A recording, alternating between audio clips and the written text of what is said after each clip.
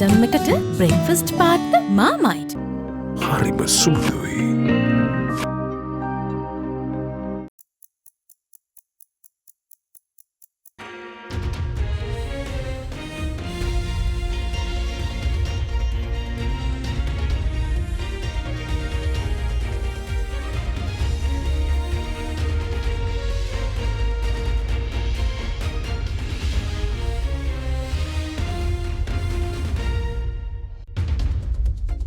Tonight on First at 9, this Friday the 20th of January 2023. Till the end, Indian External Affairs Minister Dr. Jaishankar reassures India's unwavering friendship and support to Sri Lanka. India is a reliable neighbor, a trustworthy partner who is prepared to go the extra mile when Sri Lanka feels the need. While also reassuring further investments to the island. India will encourage greater investments in core areas like energy, tourism and infrastructure. Challenging times. Treasury Secretary Mahinda Sirivardhana tells the Supreme Court that sourcing funds for the local government election will be challenging. New drills. Sri Lanka-US military exercise cooperation, A-flood readiness and training 2023 sea drills to commence tomorrow. Sooner than later.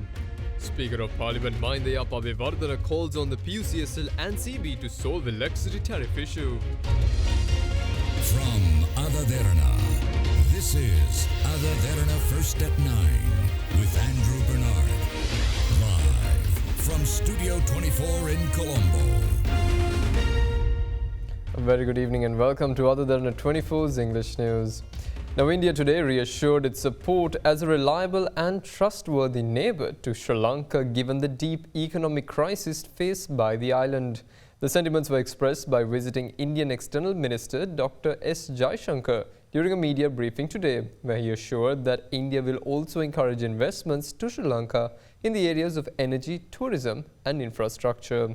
But he expressed hope that Sri Lanka will create a business-friendly environment. India's External Minister Dr. S. Jaishankar arrived in Sri Lanka yesterday, making this his third visit to the island since 2021.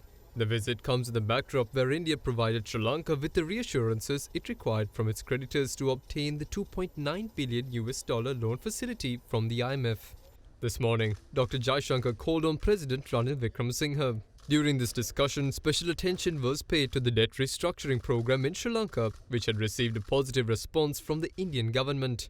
Dr. Jaishankar went on to say that India has a good understanding on the situation in Sri Lanka and added that the Indian government will provide all possible support to solve the current economic problems faced by Sri Lanka.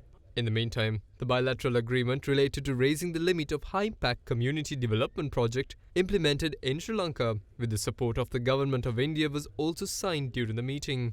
This meeting guides many community development projects in Sri Lanka with the support of the Government of India. This agreement related to community development projects in Sri Lanka was signed in May 2005, while its project limit, which was at 300 million rupees, will now be doubled to 600 million rupees through the new agreement. The handing over of 300 completed houses meanwhile in Galle, Kandy and Nuwara, 100 houses in each district under the housing project implemented in Sri Lanka with the support of the Indian government, was also done virtually by the President and the Indian External Affairs Minister. They then proceeded to take part in a media briefing, during which he assured India's reliability as a neighbour and a trustworthy partner. My primary purpose of coming to Colombo at this time is to express India's solidarity with Sri Lanka during these difficult moments. As you all know, last year, India extended about $4 billion in terms of credits and rollovers to help Sri Lanka get through an economic crisis. We felt strongly that Sri Lanka's creditors must take proactive steps to facilitate its recovery. India decided not to wait on others, but to do what we believe is right. We extended financing assurances to the IMF to clear the way for Sri Lanka to move forward. Our expectation is that this will not only strengthen Sri Lanka's position, but ensure that all bilateral creditors are dealt with equally. India will encourage greater investments in the Sri Lankan economy, especially in core areas like energy, tourism and infrastructure. We count on the government of Sri Lanka to provide a more business-friendly environment to create a powerful pull factor. I'm confident that the gravity of the situation is realized by policymakers here. Energy security is today one of Sri Lanka's most serious challenges. A search for solutions must necessarily encompass the larger region. Only then will Sri Lanka get the full benefit of scale. This country has enormous renewable energy potential that can become a sustainable source of revenue. It has the capability as well for Trincomalee to emerge as an energy hub. In its support for Sri Lanka, India is prepared to be a reliable partner on such initiatives. We have today agreed in principle on a renewable energy framework that would take this cooperation forward. Tourism is the lifeblood of the Sri Lankan economy. I note that Indian tourists are expressing their positive sentiments for Sri Lanka in a very, very practical manner by coming here. But there are many more steps we can take to make this sustainable. Strengthening connectivity and promoting travel is therefore a very high priority for all of us. Definitely, encouraging Indian tourists to make RuPay payments and utilize the UPI would be most helpful in this regard. In a turbulent world, it is essential that India and Sri Lanka steady their trade. The use of rupee settlement for trade is obviously in our mutual interest. The President briefed me on the question of political devolution and his thinking. I shared with him our considered view that the full implementation of the 13th Amendment and early conduct of provincial elections are critical in this regard. I handed over Prime Minister Narendra Modi's invitation to President Ranil Wickremesinghe to visit India at an early date to discuss how our partnership can facilitate Sri Lanka's strong recovery. I would like to underline that India is a reliable neighbor, a trustworthy partner, one who is prepared to go the extra mile when Sri Lanka feels the need. We will stand by Sri Lanka in this hour of need. In the meantime, the Indian External Affairs Minister Dr. S. Jaishankar met with the Prime Minister and a host of other members of Parliament as well.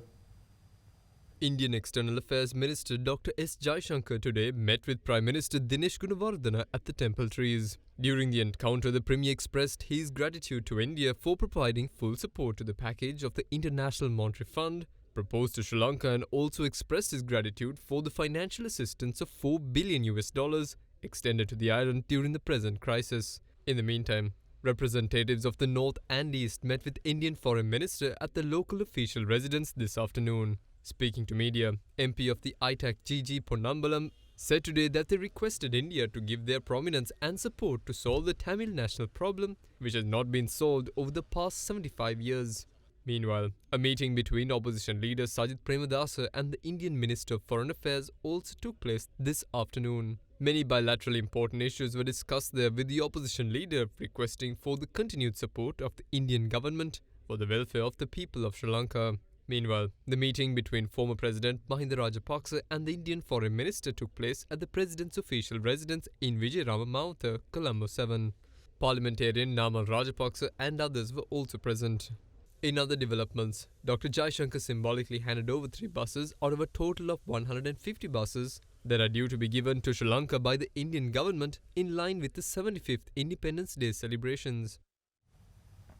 Now, Treasury Secretary Mahinda Sirivardhana told the Supreme Court that sourcing funds for an election will be challenging in a backdrop where the Treasury is facing difficulties to fund its essential payment commitments, including the essential imports and payment of salaries to state employees. Presenting an affidavit to court, Sirivardhana said it is essential to maintain political stability and ensure not to hinder the process of the government's negotiations with the IMF to achieve economic stability. When the writ application filed by retired Colonel W.M.R. Vijay Sundara seeking a court order to defer the local government election by taking the country's ongoing economic crisis into account was taken up for hearing before the Supreme Court today, Treasury Secretary Mahinda Sirivardhana, through an affidavit, pointed out that the government is in a difficult situation to finance the payment of monthly salaries of state employees worth 90 billion rupees, an essential import expenditure, which includes 28 billion rupees for medicines, 28 billion rupees worth of fertilizer and other essential imports. In addition, Sirivardhana said that the government had to incur a sum of 114 billion rupees to settle interest payments and 169 billion rupees for debt payments in the year 2022. He also said the government is unable to source funds from foreign markets due to the downgrades made on Sri Lanka's debt ratings, and added that the funds need to be sourced from non-bank sources at higher rates of interest. The Treasury Secretary also said that the Cabinet recently approved the proposal to pay the salaries of state employees in 2 phases due to the difficulties that have risen in sourcing funds for these payments. The affidavit presented further stated that it is essential to maintain political stability in a backdrop where the government is negotiating with the IMF to achieve economic stability, and added that no one should attempt to hinder these processes. He said in a backdrop where the government is facing difficulties to fund its essential payments, sourcing funds for an election will be a challenge to the Treasury and the country's economic situation can get worse. Now, the National Council Chairman, Speaker Mahinda Yapabewardena, instructed the Ceylon Electricity Board and the Public Utilities Commission to discuss and arrive at a final decision with regard to the electricity tariff hike that was recently approved by the Cabinet. According to the Parliament Speaker, Abewardena ordered the CB and the PUCSL to appear before the Council on the 24th of January. The Board of Directors and officials representing several institutions, including the Public Utilities Commission and the Ceylon Electricity Board, were summoned to the National Council yesterday to inquire on the electricity tariffs that were recently approved to be increased. The CB officials pointed out that the Public Utilities Commission should immediately give their decision with regard to the proposal to raise the electricity tariffs. In response, the PUCSL chairman Janaka Ratnayaka said the Commission has to complete the necessary calculations on the electricity tariffs. National Council Chairman, Speaker of Parliament Mahinda Yapabewardena instructed the Ceylon Electricity Board and the Public Utilities Commission to discuss this matter and arrive at a final decision soon. He said that those 2 institutions will be summoned before the Council again on the 24th of January. The parliamentarian of the Samgi Janabalawege, Mujibur Rahman, stepped down as a Member of Parliament to contest for the post of Mayor of Colombo in the upcoming local government election. Rahman announced his decision while addressing the parliamentary session this morning. Following this announcement, he handed over his letter of resignation to the Parliament Secretary General Dhammika Dasanayake. According to the Communication Department of Sri Lanka Parliament, the Parliament Secretary has informed the Election Commission via a letter that Rahman has tendered his letter of resignation as an MP to him. Following his resignation, former Minister and SJB contestant of the 2020 parliamentary election, A.H.M. Fauzi, is expected to take oaths as a Member of Parliament.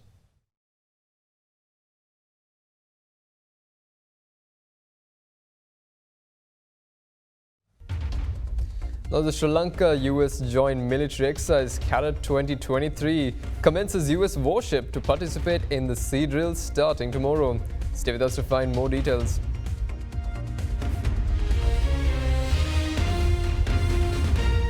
It's hard to keep up with the new when you're listening to the same old Slim Bread Week, a week for professionals. Welcome back. Now, the navies of the Sri Lanka and the United States commenced the joint bilateral maritime exercise to promote regional security cooperation and maintain and strengthen maritime partnerships. Last evening, San Antonio-class amphibious transport dock U.S. warship USS Anchorage arrived in Colombo to participate in the bilateral exercise. According to the Sri Lankan Navy, this warship will conduct a number of drills with SLNS Kajabahu and SLSNS Samudra of the Sri Lankan Navy starting from tomorrow. Cooperation, Afloat Readiness and Training 2023, or Carrot 2023, a bilateral exercise jointly hosted by the United States and Sri Lanka, commenced yesterday to promote regional security cooperation, maintain and strengthen maritime partnerships, and enhance maritime interoperability and preserve a free and open Indo-Pacific region.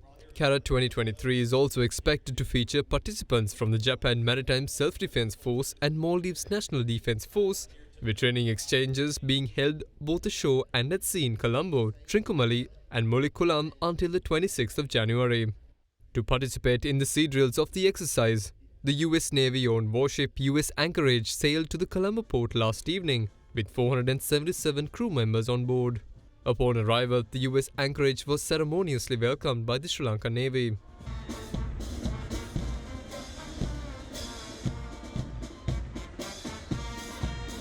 "208 meters in length, the ship is a San Antonio-class amphibious transport dock, meaning a warship that embarks, transports and lands elements of a landing force for expeditionary warfare missions."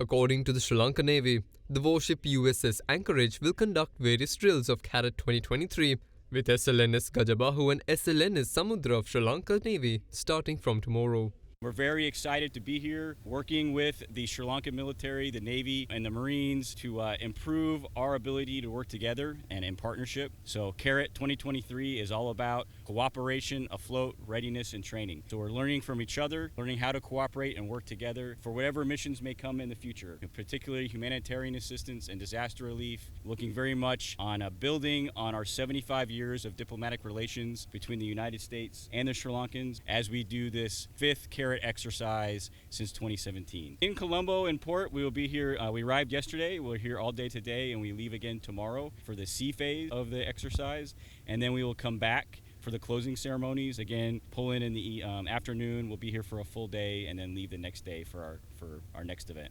We'll be here about altogether 10 days. This is the first of what will be a year of wonderful interactions between Sri Lanka and the United States on youth, on education, on business, and on security cooperation. And to have them here in January to kick off this year, to build our ability to work together, to focus on issues like humanitarian response to disaster relief is a great way to start a 2023 in which we celebrate 75 years of diplomatic relations between Sri Lanka and the United States. Exercises like Cadet 2023 are a unique opportunity for our sailors and our Marines from our two countries to come together and work to build our capabilities and work to build our ability to work together, particularly around things like disaster response.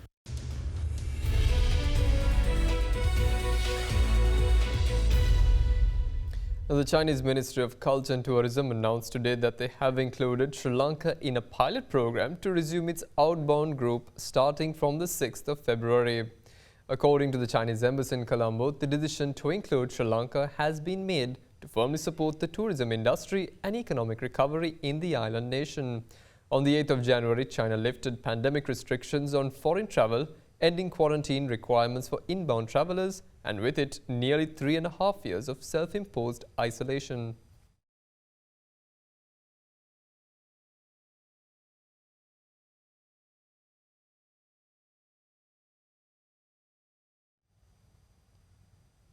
Now, the Consumer Affairs Authority has issued a Gazette notification stipulating the new maximum retail price for eggs. Accordingly, a white egg will now be sold at a maximum retail price of 44 rupees and a brown egg at 46 rupees. This announcement came in a backdrop where the government has announced its plans to import eggs to solve the egg shortage in the market.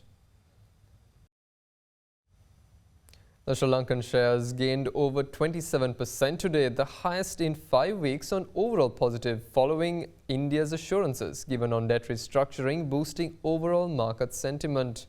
The all share price index recorded its biggest gain so far for 2023, closing 233.23 points higher at 8,718.15. The S&P SL20 index closed higher at 3.36% to 2,724.22. The market turnover was 2.2 billion rupees, higher than this month's daily average of 1.9 billion rupees. However, it is comparatively lower than 2022's daily average turnover of 2.9 billion rupees. The market saw a net foreign inflow of 60 million rupees as well. The net foreign inflow for the market for the first 3 weeks of January is 290 million rupees. The total foreign inflow of 2022 was 31 billion rupees. Now let's take a look at how the Sri Lankan rupee traded against other major currencies during the day.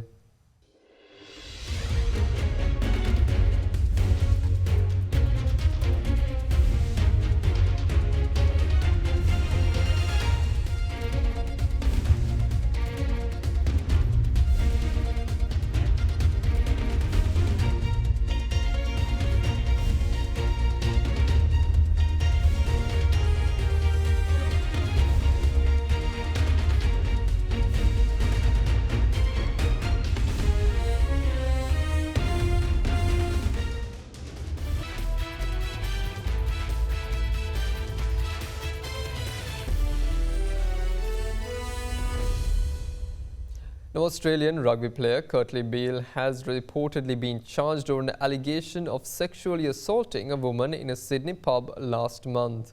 Police say that they're investigating reports that a 28-year-old woman was attacked in a beachside suburb, Bondi, on the 17th of December. 34-year-old Beale had played in more than 90 games for Australia's national team, the Wallabies, over 10 years. He was recently named in the Wallabies training squad for the World Cup. New South Wales police have charged him with 2 counts of sexually touching another person without consent, inciting another to sexually touch them without consent, and sexual intercourse without consent. He was refused bail and is due to appear in court tomorrow. Rugby Australia said in a statement that it has suspended him from all forms of rugby with immediate effect, in line with its code of conduct, and would be carrying out its own investigations.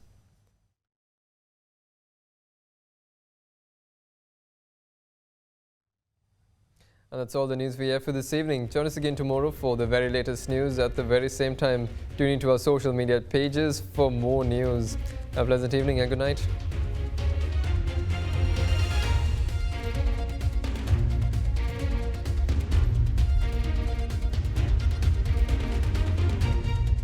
For news and information you can trust 24 hours a day, visit AdaDerana.lk.